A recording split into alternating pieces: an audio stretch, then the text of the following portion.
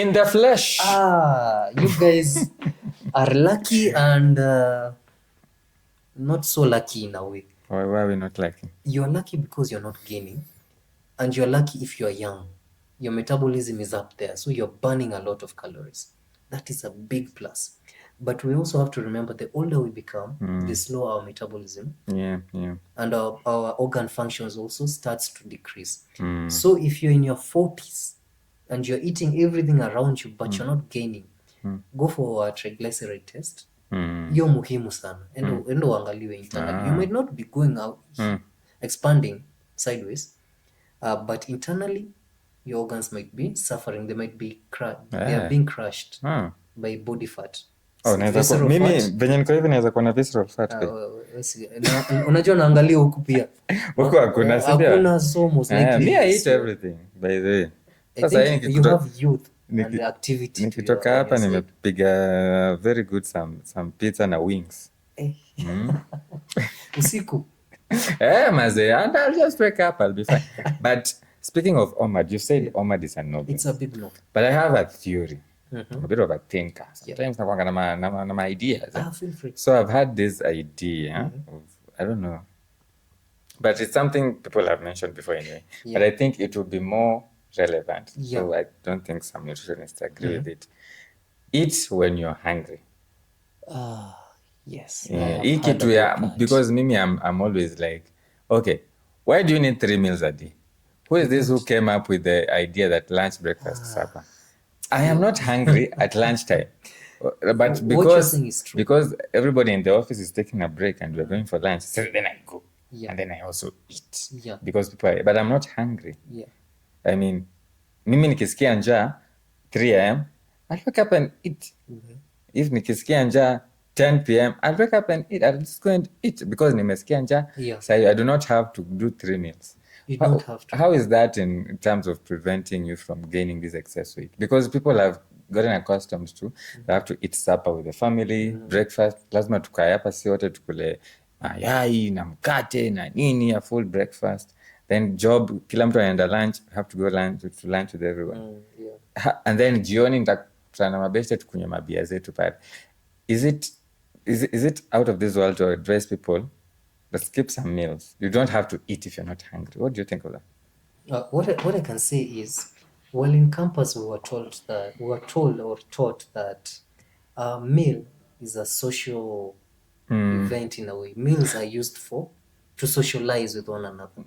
Human beings are social animals. We are animals, but we are social animals, and we use food as a tool to socialize with each other. So like you've given me the example, it's lunchtime in the office, everybody's going for lunch.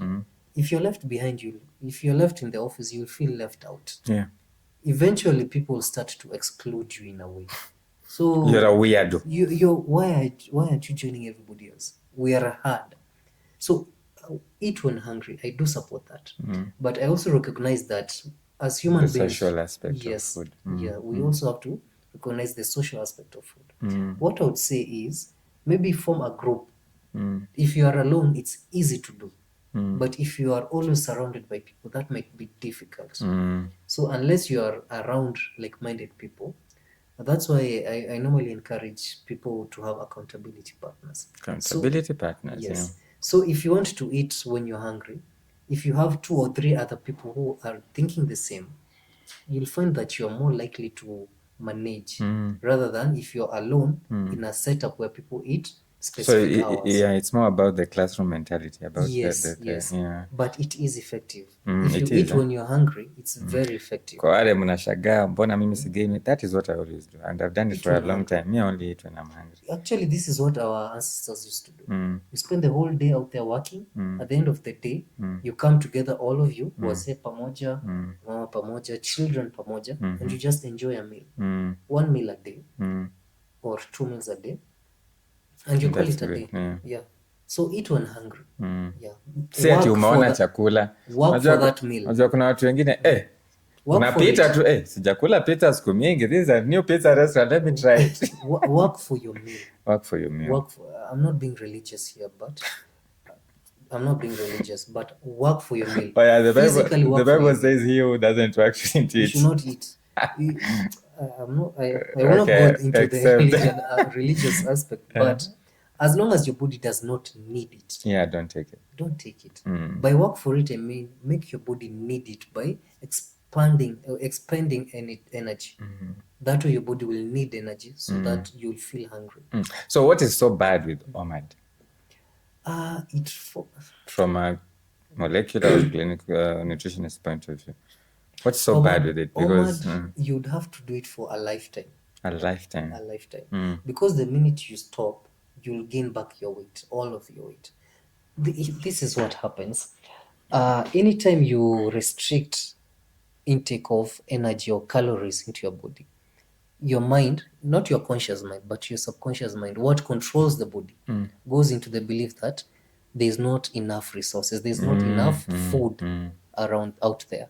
So we'll preserve as much as possible. Okay, all right, yeah. So anytime you eat, most of it will be utilized to meet the immediate needs and the rest will be stored. So there you will lose weight because the body is tapping into reserves, the fat. But the minute you stop taking OMAD, the body will click that we have come across food. Winter is over. Winter is over. Let us prepare for the next winter. Yeah, let's store as much as possible so that we don't suffer the way we suffer. Exactly. So the minute you start eating 2 or 3 meals or that snack, the body will just say, store that. Because the next time we do not know the next time we will starve. So store as much as possible. So I would encourage, rather than OMAD, I would say go for the idea or what you normally do. Yeah. Eat when hungry. Eat when hungry. That's it. You will shed, but you'll not starve. What about allowing yourself to be hungry for some time? That I encourage. I actually encourage fasting. So if you can do, let's say, if you're trying to lose weight and your BMI is 30 plus, I would say start slow. Start with 12 hours fasting. But the end goal is to do 16 hours fasting. Do fasting, then eat within those 8-hour periods. Usiruke 16 hours immediately, BMI uko 30 plus. Start with 12. You can even start with 10. Wait, isn't that the same as OMAD? No? No, it's not. So let's say you are doing 12 hours fasting, 12 hours eating. You can eat anytime within those 12 hours. Oh, okay. So you can you can place your 3 meals within those 12 hours. So every 4 hours I'll have something. Oh, is this what somebody was telling me? I don't eat past 5. Yes, I'm actually one of those people. Oh. Yeah, past 6 p.m. hapo ukuli kabisa. Unipati. Ile design ya high school kuna nakula hapa 5:30. High school. You're triggering trauma mbaya. Okay. But, so and yes, that works? Yeah, that works. Because on beyond 5 p.m. metabolism in yeah, you're not very active and all that. There was this study that took 2 groups of people. They were given the exact same food down to the calorie. But one group was eating during the day, the other group was eating during the night. They were eating the exact same thing down to the calorie. The group that was eating at night, they gained weight. The group that was eating during the day, because you're not utilizing it. Yes, you're not utilizing it. Your metabolism is down. So what night shift? Sisemi mkae njaa. But just know most of what you eat during the night, from 5 p.m. to around 4 5 a.m. Most of it is being stored. Yeah, it's biology. It's within us. Yeah. You said you do not encourage fasting. I encourage fasting. You encourage. I do encourage fasting. But you do not encourage starvation? I do not encourage starvation. So if you can do fasting, personally me ufanya 14-10. 14-10. So 14 eating. So unaona from 5 p.m. missing. Ama 6 p.m. latest sikuli until the next day. Interesting. So that's how maintain. Now there is another aspect of starving that a colleague friend of yours is a big pioneer of. A colleague. I won't name names. I don't know. But this person is always saying that when you're sick, your body does not need food. You need to deny your. You need to deny your body food. You need to do what is called autophagy. Yes. Clearing out the dead cells. That guy blocked me because I told him this is nonsense. You're very direct. I'm not saying sugarcoat your words, but you're very direct. He blocked me. Kitambo, I was still a med student. I was like, I know. I do not exactly support. I would say if you're doing the the starvation, the autophagy, you can do it when you're healthy. Do it when you're healthy. Does it work? Is there a role for that? I mean, your cells will still die. Yes, they whether will or die, not you eat. but it's like you're resetting your entire system. You can go for 48 hours without food. Yeah. That I do. That's okay. You can do it maybe once every 3 months or every 6 months. That's okay. It resets your system. It does reset your system. How? It does. The body is forced to first tap into your stored energy reserves. Okay. Then after that, the autophagy kicks in. The dead cells there, the old cells, they are just cleared out. So you can do it once every 3 months or every 6 months. So they are used for nutrients or what? They are broken down for nutrients, yes, but the main goal is you're just resetting your entire body.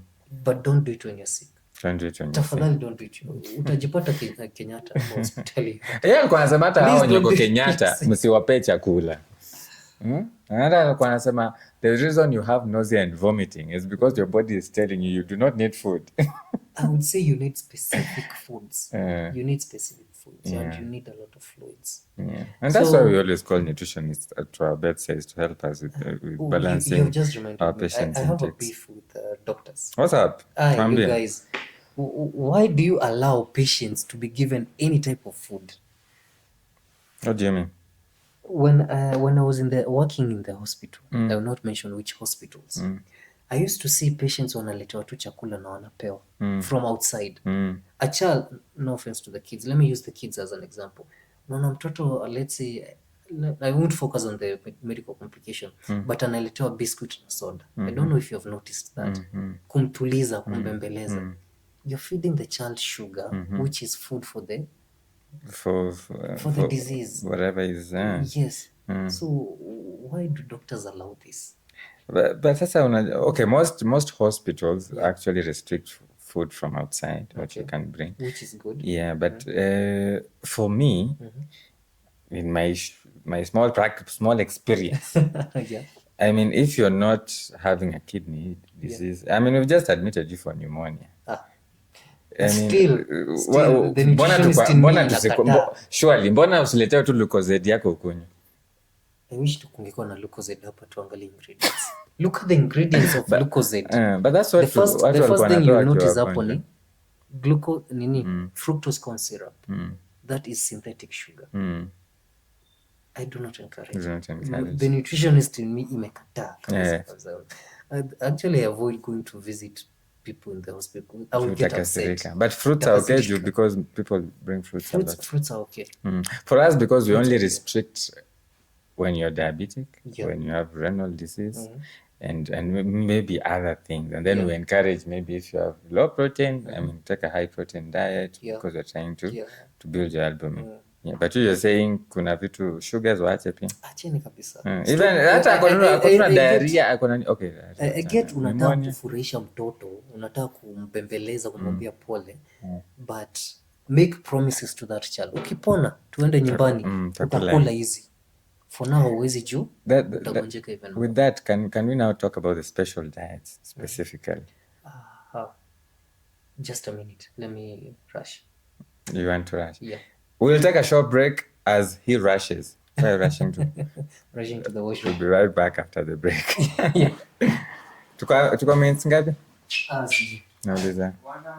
Panganga. Bro, ishapita kitambo. Welcome back. So as we wind up, daktari. Yes. Mnaitangwa daktari?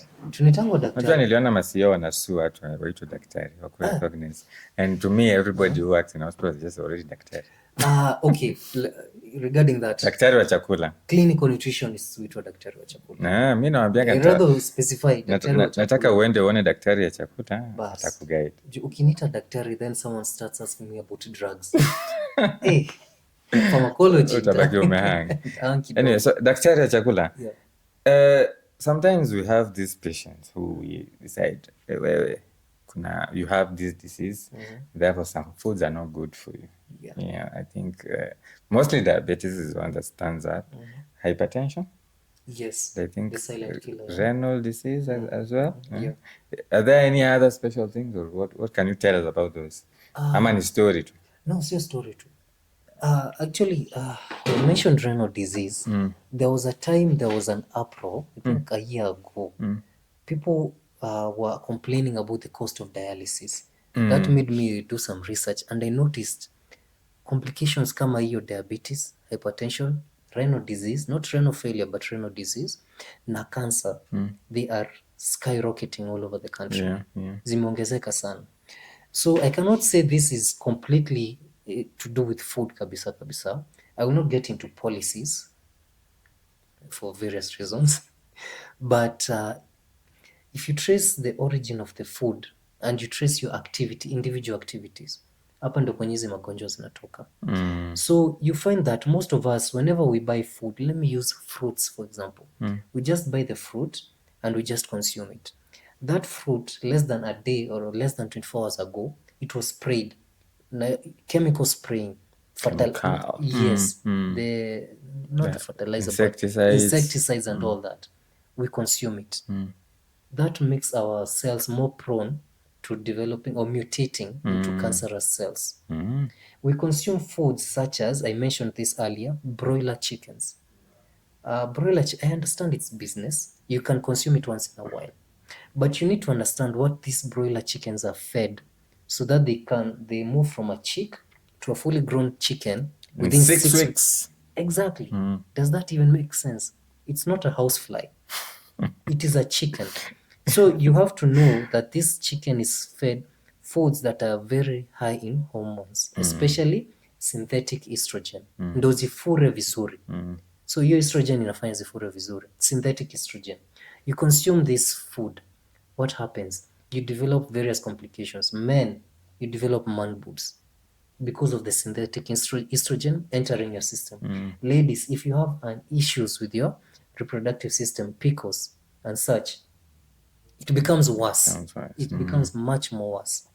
So you cannot say that I am fully to blame for this complication, but you have to be aware of the origin of this food. Nyama choma, kila weekend nyama choma, casino hiyo moshi, it's not healthy. Hapo ndo kwenye again nitrosamines, unazitanga nitrosamines, yes, they cause mutations to leading to colorectal cancer. Yeah, those ones sasa. So you live you continuously consume high fructose corn syrup foods. Ukinunua kitu, always look at the ingredients. I always insist, always check the ingredients. Know what you're eating. You might be pre-diabetic, and you don't know. But the foods that you're consuming, they are feeding the diabetic. They are pushing the scale towards the diabetes. You might be, is there a word like pre-hypertensive? Yeah, there is. You're not hypertensive, but you're almost there. But every single time you're consuming foods that are just clogging your arteries, you're just making things worse. Yeah. Out of nowhere unasikia mtu amesema huyo alianguka tu akakimbizwa hospitali. And you know, we used to say those were used to be diseases of old people. But nowadays they are not old people in their 20s, 30s, wengi maze hypertension, diabetes. Exactly. Type 2 unasikia mtu diabetes. ako 35 alipata stroke. Maze. How? The food you eat from teenagehood. Here's where you look at the parents. From teenagehood all the way to your 20s and 30s. So umefika 30 and you want to enjoy life the way you were enjoying it in campus in your 20s. Your body can no longer keep up. Once you hit 30, your body starts to slow down. The foods that you eat have a higher effect on you compared to when you were young. When you were younger. Gentlemen, you're eating this broiler chicken again. Your fertility rate goes down. What? Inaanguka. Synthetic estrogen. You're affecting your fertility. And guys, did you know that you are, I don't want to say the main contributor, but the placenta, the man plays the biggest role in the quality of the placenta the child will have. That means the home of the child for the next 9 months depends on you. It depends on you. So welcome back. So you daktari, unakuwa passionate hadi it's okay, it's allowed. So you're saying estrogen, nutrition, all these things are connected. The food that you eat from the word go, parents to be, you want to be a parent, watch your for 1 year before conceiving. Watch your nutrition, focus on nutrition. Gentlemen, ladies, what you eat determines the health of that child.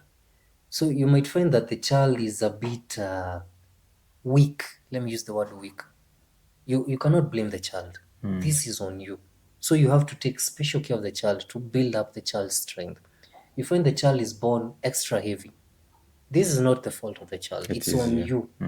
Gentlemen, I was saying the placenta, the main determinant of the placenta is the man. The quality of the placenta, the main determinant is the man. So if you're always eating junk food out here, you're always eating unhealthy foods out here, the quality of the placenta of your child will not be the best. So it all originates from the food that you eat at an early stage. What you eat today, you will feel it 5 years down the line. So if I am 30 years old and I'm not cautious or not aware, conscious of my food choices, when I reach 36, 37, I will see the effects. So if you look at a 40-year-old who was aware of what they are eating and a 40-year-old who was just living life, whatever comes, there is a difference. It's a big difference. There's a huge difference. So the rises in medical complications, the diabetes, the hypertension, the cancer, the kidney disease, the liver disease, it all comes down to the food, the origin of the food. It does not all come down, but it is a risk factor. It is a risk factor, yes. You nutritionists like to make it as if that is the only thing. Food plays a huge... It is not the only thing, because there's people who've eaten healthy their entire lives, so they still get those things. So it plays a huge role. It plays as a a huge risk role. factor. Yeah, that is very true. I was just pointing Thank you out for the it is correction. not the only. It plays a huge role in your overall health. Gentlemen, nyama choma kila weekend, your fertility, your ability to function, if you know what I mean, will go down. So say all this has developed. Yeah, they develop over For time. example, now you are hypertensive, you're diabetic, you maybe have a chronic cancer that we're trying to manage. What is the nutritional impact of all this? People living with this, how do you guys guide them? Okay. Because it's very hard. Mimi hurumia diabetic sana. Because umeambiwa usikule sijui nini na nini na nini na nini. Your life becomes tasteless mazee. Yeah. So let me use a diabetic as an example. You've been diagnosed with diabetes, type 2 diabetes. The first villain that is always pointed out is starch or carbs. I would say I do understand why it's the first person or the first item to be pointed out. Over the last 30 years, the carbohydrate load of carbohydrates, I don't know if I'm making sense, the energy load of the carbohydrates, let me use wheat as an example, the most common villain in carbohydrates. The energy load of wheat in the last 30 years has greatly increased because we were trying to make as much as possible with as little as possible. So we increased the energy amount per wheat product. So carbohydrates, I do understand why they are villainized. But carbohydrates should be minimized to the absolute minimum. If you're diabetic, completely avoid simple starches. Completely. Ati unaingia supermarket unachukua mkate. No. If you want, hakuna mambo ya brown bread. Brown bread is just color and a bit of roughage. That's it. So if you want bread, go for wholemeal. Unaona ile mkate mzito. You take a 400-gram bread and you look for a wholemeal bread that is the same size. It will not be the same weight. Go for wholemeal. Usipitishe one slice. Ini kutuliza tu ulimi. That's it. Because it's still carbohydrates. It's still starch. But you can still have a very small amount in the morning hours. Never in the evening hours. But if you are diabetic, focus more on vegetables and protein.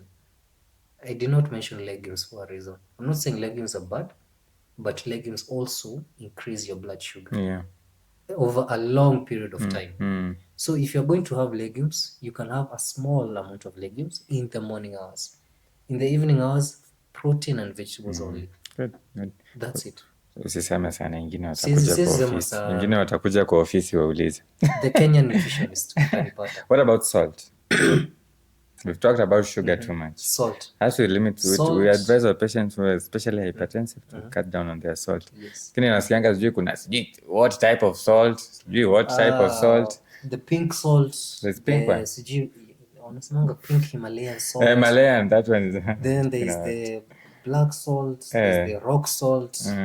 Salt is salt. Salt is salt. Salt is salt.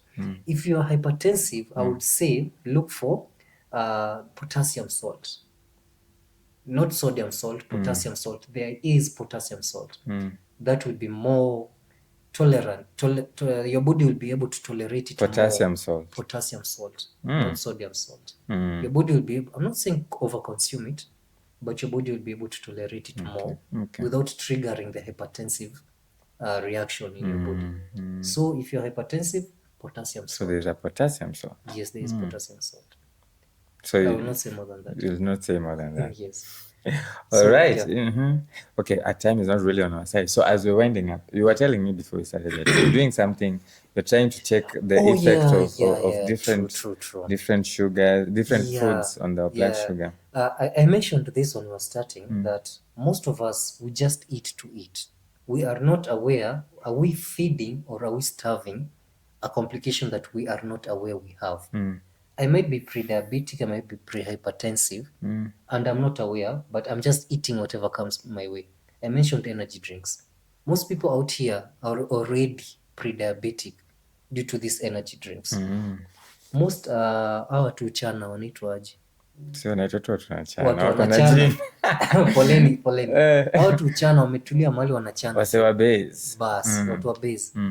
There's a study that showed, I think it was done in Mombasa. There's a study that showed our two chana are becoming more and more diabetic. More diabetics wanapatikana ni watu chana. Kwa nini? Chewing gum. It's the chewing gum. Really? So most of us tunakula tu. Wase wa taxi. Bas, umejaa tu kuna ongeza tuka chewing gum ka Big G or whatever it is. Just chew. So most of us, we normally consume foods not knowing the effect of those foods in our bodies. Yeah.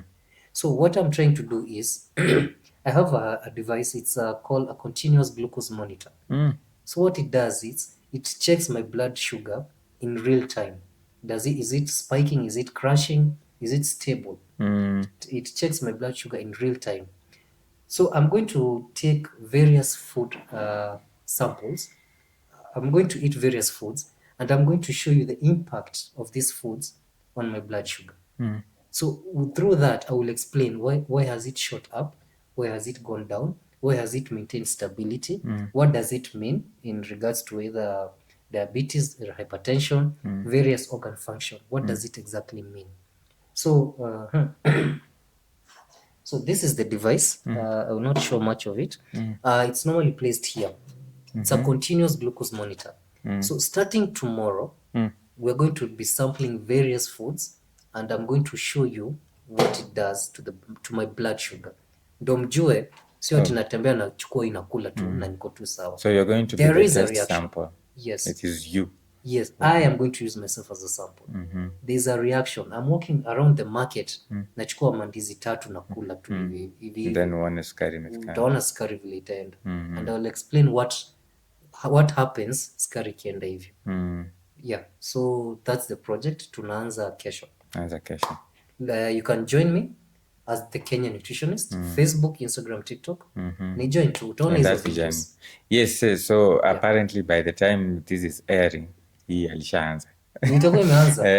Hii inaendelea, hii kesho ni kitambo kidogo. Ni tunaanza immediately. Good. That's a good initiative. Yeah. So as the Kenyan Nutritionist, let me show you the average Kenyan. The impact of the food that you're eating. Nitakula hiyo mashakura by the way. Hata mashakura. Ujipawa. Ujipawa. Utakunywa ujipawa. Ujipawa. Don't get into ujipawa. Get that notion out. Ujipawa. It's marketing, Daktari. We have to. So yeah, you will see real life what happens every time we eat various Kenyan foods. And its effects on the blood sugar. Mimi nataka tu ukule wings. Wings ndio nataka. Wings nitakula. Hata hiyo pizza nitakula. Nitaonyesha. Usinaone daktari. Yes, Maintain your 14-12 as even as you're doing this experiment. tunakata 2 kilo. Maintain. But I'll be cautious. Okay. Yeah. All right. Yeah. Okay. So si utanisaidia kuweka hiki. Tutaweka hii. So as a parting shot, daktari. You are what you eat. You are what you are eat. what you eat. From Daktari A Quick One, adios.